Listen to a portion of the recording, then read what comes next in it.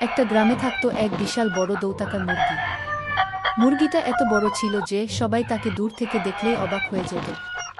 তার পাখনা ছিল মেঘের মতো ছড়ানো, আর গলা উঁচু করে হাঁটলে যেন সিংহীর মতন গম্ভীর শোনাত। এই মুরগির অনেকগুলো বাচ্চা ছিল।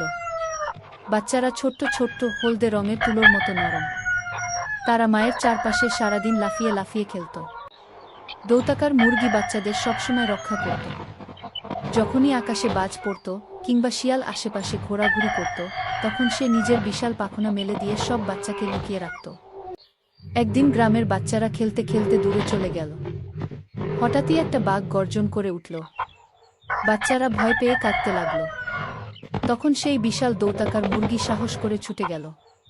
তার ডানা ঝাপটানো আর তীব্র ডাক শুনে বাঘ ভয়ে পালিয়ে গেল।